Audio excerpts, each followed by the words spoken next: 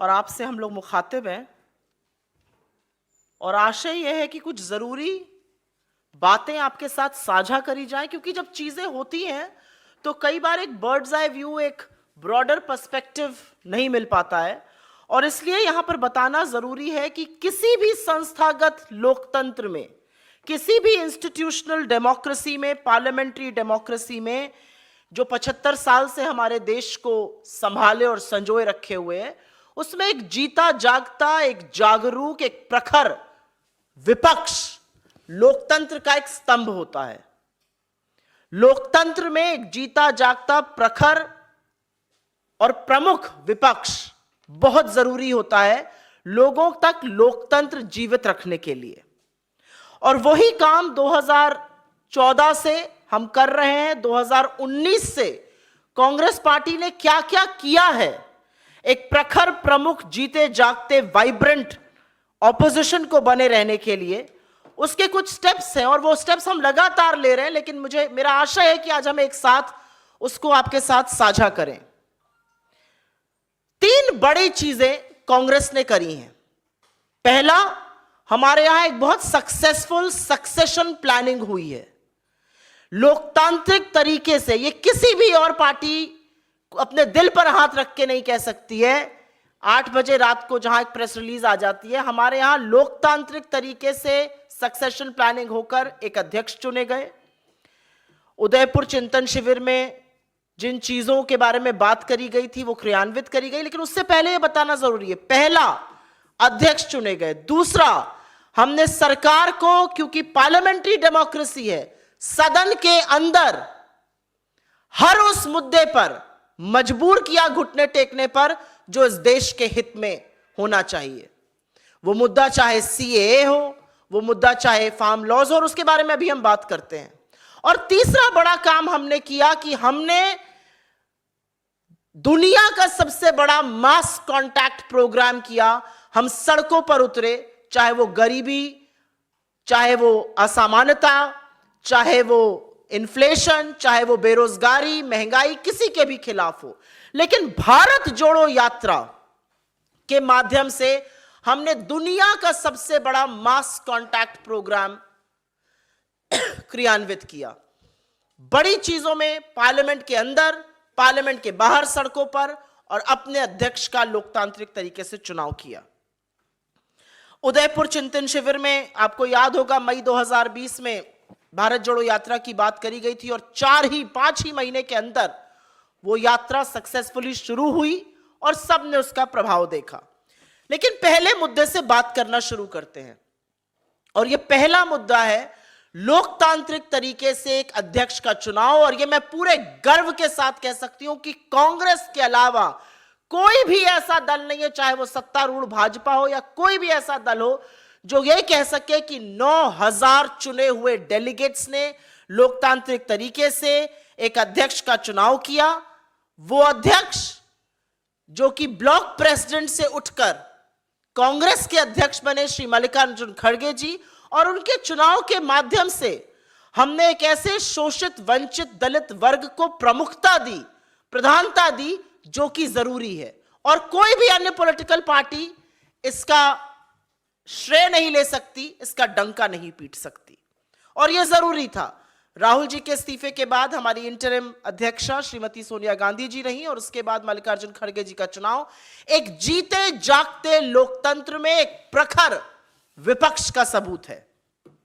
दूसरा, हमने सरकार को अकाउंटेबल बनाया सदन में। और यह कोई आम बात नहीं है कि सरकार ने सीएए कानून तो पारित कर दिया, लेकिन नोटिफाई अभी तक लॉ नहीं कर पाए। यह कोई आम बात नहीं है कि हां, इस देश के किसान ने शहादत दी, हां, इस देश के किसान ने सरकार को मजबूर किया, लेकिन उनके साथ मजबूती से खड़े रहने का काम कांग्रेस पार्टी ने किया। और सरकार को अंततोगत्वा घुटने टेकने पड़े और 3 काले कानून कृषि के वापस लेने पड़े। और यह हमने तब किया, और ऐसे तमामों कानून हैं जिस पर उनको हमने मजबूर किया, इतनी ब्रूट मेजॉरिटी होने के बाद भी। और यह तब हो रहा है जब सदन में चुने हुए सांसदों को बाहर फेंक दिया जाता है, जब सदन में पूरे सेशन के लिए चुने हुए सांसदों को छोटी बातों के लिए सस्पेंड कर दिया जाता है, जब बोलते वक्त माइक बंद कर दिया जाता है सांसदों का, जब बड़े बड़े स्पीचेस में से वो निकाल दिए जाते हैं जो मोदी जी को सूट नहीं करते, अभी जैसा हुआ, चाहे राहुल जी का वक्तव्य हो, चाहे खरगे जी का भाषण हो।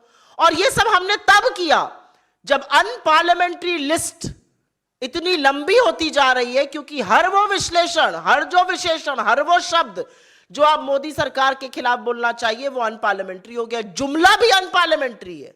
जुमलेबाजों ने जुमलों में कमी नहीं की और जुमले को भी अनपार्लियामेंट्री बना दिया। ऐसे वक्त में सदन में हमने सरकार को लगातार घुटने टेकने को मजबूर किया है और यह हमारी बहुत बड़ी उपलब्धि है। और अब हम बात करते हैं, क्योंकि किसी भी लोकतंत्र में सदन से सड़क तक की लड़ाई ही लोकतंत्र को जीवित रखती है। सदन की लड़ाई के बारे में मैंने आपसे चर्चा करी, अब सड़क की बात कर लेते हैं। हमने बार बार सड़क पे उतर के, चाहे महंगाई के खिलाफ हल्ला बोलो, चाहे बेरोजगारी के खिलाफ हो, चाहे महिला सुरक्षा पर हो, चाहे अराजकता पर हो, चाहे सीएए के खिलाफ हो, चाहे काले तीन कृषि कानूनों के खिलाफ हो, लगातार सड़क पर उतरकर विपक्ष की प्रमुख आवाज बनकर हमने सरकार के घुटने टेकवाए। और यह सच है, ऐसा करते वक्त हमारे खिलाफ एजेंसीज को बेलगाम छोड़ा गया। निरंकुश पुलिस ने हमारे कार्यकर्ताओं के साथ ही नहीं, हमारे शीर्ष नेतृत्व के साथ भी बर्बरता करी, लेकिन ना उनकी एजेंसी हमें डरा सकती है और ना उनकी नपुंसक पुलिस हमें डरा सकती है। हम लगातार अपनी आवाज उठाते रहे, लेकिन आवाज उठाने की जो लंबी लकीर राहुल गांधी जी ने खींच दी इस देश की राजनीति में और शायद विश्व की राजनीति में, वो अपने आप में एक कीर्तिमान है। और हां, मैं बात कर रही हूं भारत जोड़ो यात्रा की। आपको याद होगा, उदयपुर के चिंतन शिविर ने 2022 मई में यह संकल्प लिया था कि हम एक भारत जोड़ो यात्रा करेंगे। 7 सितंबर को वो यात्रा शुरू हुई और 30 जनवरी को उसका समापन कश्मीर में हुआ। कन्याकुमारी से कश्मीर तक की यह यात्रा करीब 4000 किलोमीटर पदयात्रा 12 राज्यों 2 यूनियन टेरिटरी से होते हुए गुजरी।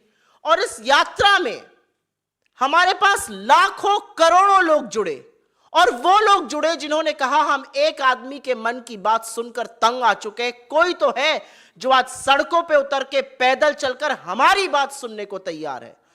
लोगों ने हमसे बात करी बेरोजगारी के खिलाफ, लोगों ने हमसे बात करी महंगाई के खिलाफ, लोगों ने हमसे बात करी पुलिस की बर्बरता के खिलाफ, लोगों ने हमसे बात करी संवेदन विहीन बन गई सरकार के खिलाफ, लोगों ने हमसे बात करी कैसे सामाजिक ताना बाना तोड़ा जा रहा है और उसके क्या परिणाम है उसके बारे में।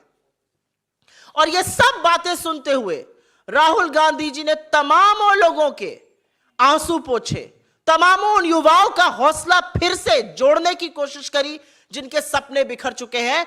और इसीलिए Bharat Jodo Yatra is the biggest mass contact program that anyone anywhere has seen. और भारत जोड़ो यात्रा ने इस देश के सामने एक वो परिकल्पना दी जो मोदी सरकार की परिकल्पना से बिल्कुल जुदा है, जहां पर आप सहभागी हैं, जहां पर आपकी भागीदारी है, जहां पर आपकी बात सुनी जाएगी, जहां पर आपके आंसू पोंछे जाएंगे, जहां पर आपकी नौकरी, आपकी आर्थिक असमानता, आपकी महंगाई से जूझते हुए तकलीफों के बारे में बात करी जाएगी। कांग्रेस ने लगातार लोगों की बात सुन के कानून बनाए, और मैं 2004 से 14 की तो बात अभी करूंगी, लेकिन अपनी प्रेजेंट सरकारों की ओल्ड पेंशन स्कीम, पुरानी पेंशन स्कीम, बड़ी एक समस्या से लोग जूझ रहे थे। हमारी सरकारों ने यह सुनिश्चित किया, चाहे वो राजस्थान हो, छत्तीसगढ़ हो, हिमाचल हो, कि ओपीएस लाया जाए, क्योंकि लोग ये चाहते हैं। ये सरकार का काम है कि आप पैसा कहां से जुगाड़ेंगे, आप स्कीम कहां से लाएंगे, लेकिन अगर लोग ये चाहते हैं कि वो स्कीम आए तो वो स्कीम आएगी। चाहे हेल्थ इंश्योरेंस स्कीम राजस्थान की हो, या अभी 500 रुपए में सिलेंडर देने का ऐलान जो उन्होंने किया हो, या छत्तीसगढ़ की जो न्याय योजना हो, और तमाम ऐसी कृषि से संबंधित योजनाएं जो वहां पर जोड़ी गई, जो सबसे ज्यादा खरीद करी गई, हमारी सरकारों ने लगातार ऐसा काम किया है। एक कांग्रेस पार्टी अकेली ऐसी पार्टी, और यह मैं गर्व के साथ कहती हूं कि राहुल गांधी जी के नेतृत्व में और खड़गे जी के हौसले के चलते कांग्रेस पार्टी की अकेली ऐसी पार्टी है कि जब अडानी के स्कैम का बम फूट रहा है और लोग बगले झांक रहे हैं, हम लगातार सरकार को जवाबदेह बनाने के लिए मजबूर कर रहे हैं। हम लगातार यह सवाल पूछ रहे हैं कि अगर एक समूह के खिलाफ गंभीर संगीन आरोप है स्टॉक मैनिपुलेशन के, बेनामी पैसा देश में लाने के, जिनको आपने एकाधिकार दिया है, एक छत्र राज दिया है, पोर्ट में, एयरपोर्ट में, एग्रीकल्चर में, कृषि में, खाद्य में, आपने उनको एक छत्र राज दिया है, सीमेंट में, रिन्यूएबल एनर्जी में, डिफेंस में, तो बात तो आपको करनी पड़ेगी, आपको सवाल का जवाब देना पड़ेगा। 2 घंटे 40 मिनट तक मोदी जी सदन में बोलते हैं और एक शब्द नहीं उगलते हैं, अडानी का आ नहीं बोल पाते।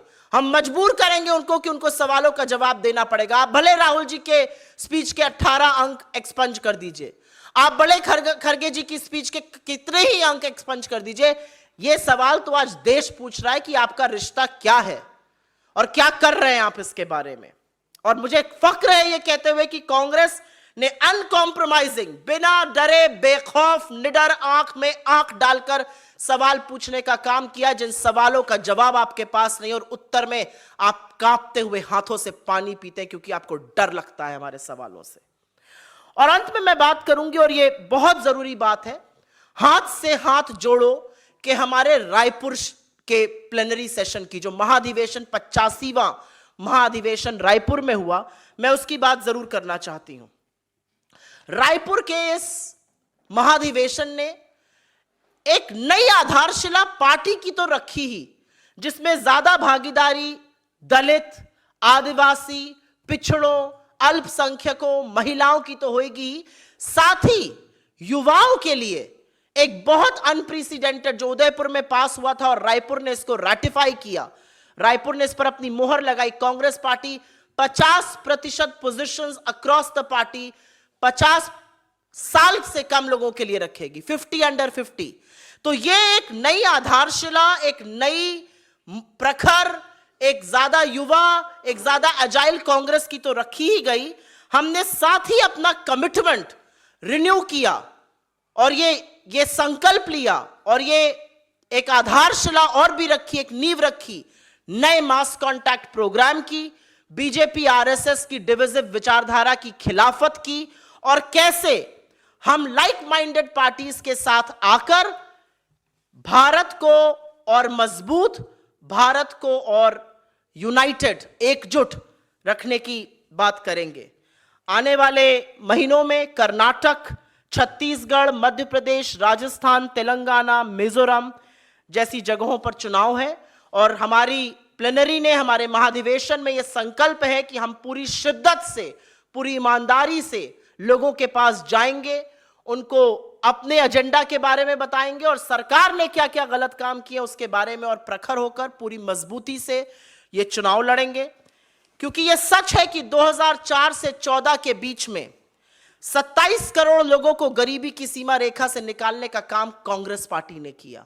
यह सच है कि 2004 से 14 के बीच के दशक में तमाम ऐसे अधिकार कांग्रेस की सरकार ने दिए, चाहे वो राइट टू फूड हो, चाहे वो राइट टू एजुकेशन हो, चाहे वो राइट टू इंफॉर्मेशन हो, चाहे वो मनरेगा हो, चाहे वो जल जंगल का अधिकार हो, जिसको बार बार तोड़ने का और क्षीण करने का काम भाजपा की सरकार कर रही है। हमने यह संकल्प लिया कि हम सत्ता में आएंगे तो हम संपूर्ण सामाजिक सुरक्षा की बात करेंगे, हम न्याय की बात करेंगे, हम बात करेंगे यूनिवर्सल राइट टू हेल्थ की, सबको स्वास्थ्य का अधिकार मिले।